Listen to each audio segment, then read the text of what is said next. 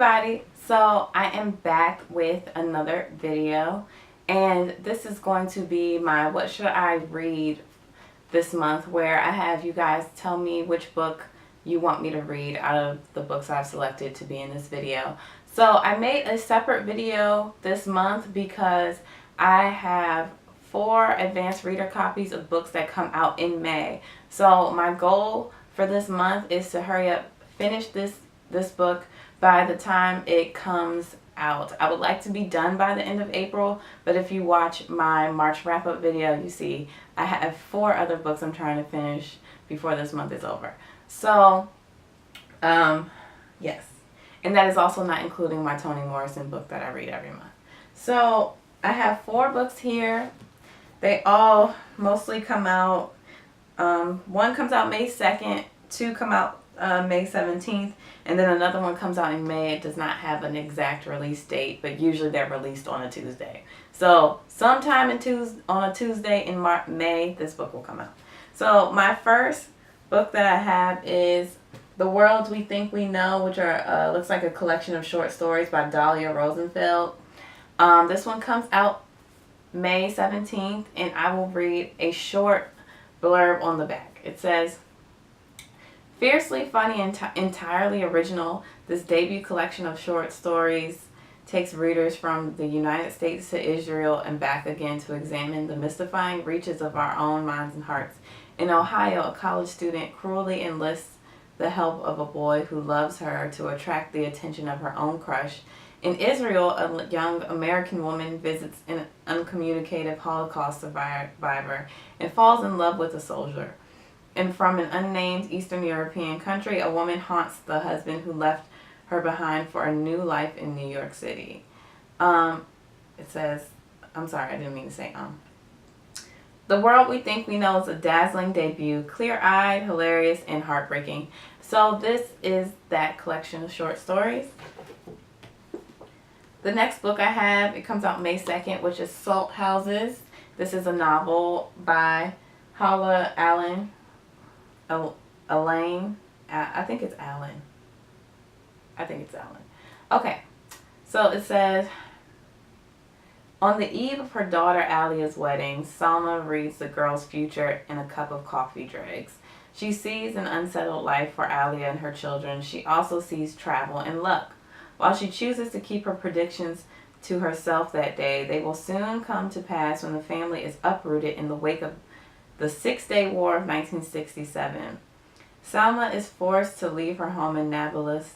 Alia's brother gets pulled into a politically militarized world he can't escape, and Alia and her gentle spirit husband move to Kuwait City, where they reluctantly build a life with their 3 children.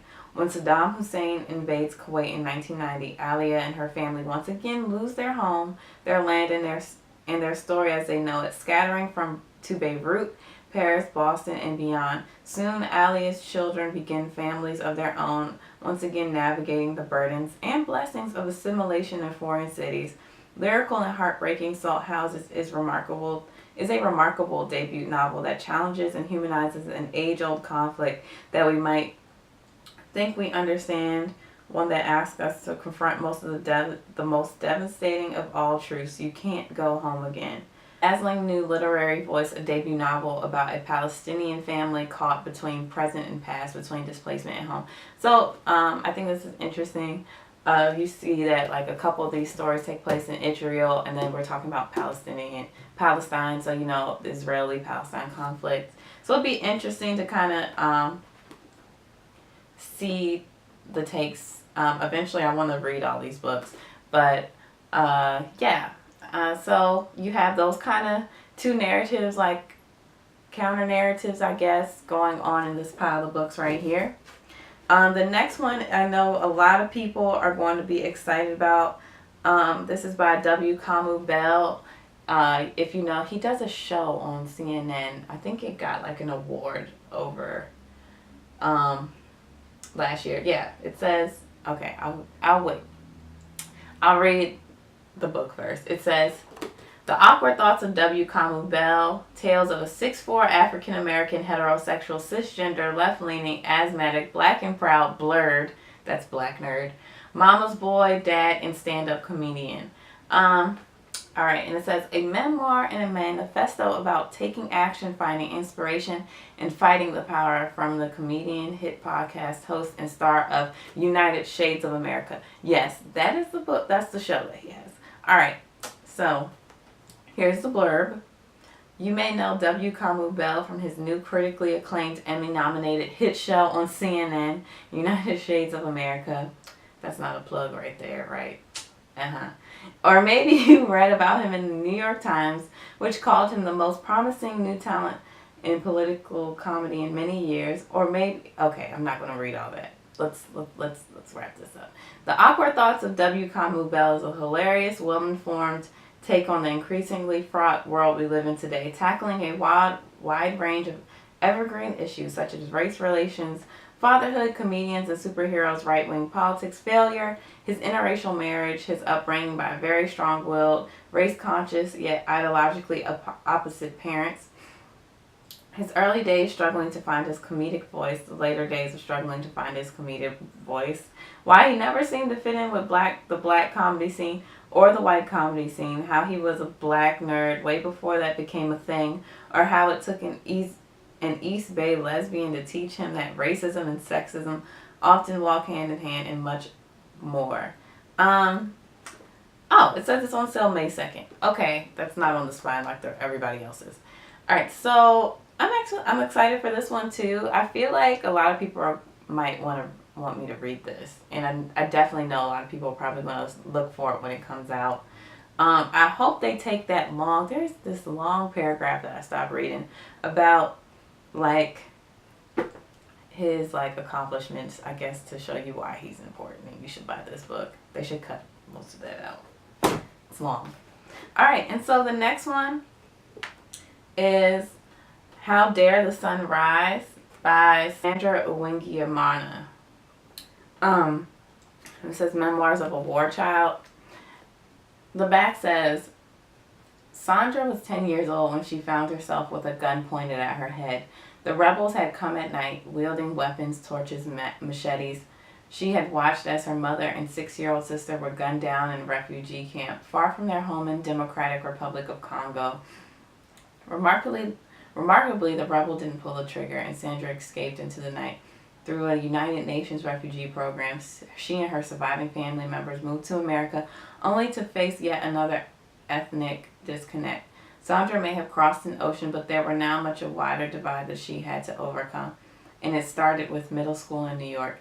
In this profoundly moving memoir, Sandra tells the story of her survival, of her finding place in a new country, and her hope for the future. How Dare the Sun Rise unveils how one incredibly young woman found a way to give voice to her people and begin the path of healing through art and activism. Yeah. So I picked this one up too because I need a book on war for my not Goodreads challenge, the Read Harder challenge by Book Riot, which I have not been paying much attention to. I actually really like the title too, How Dare the Sun Rise. Doesn't that sound really good?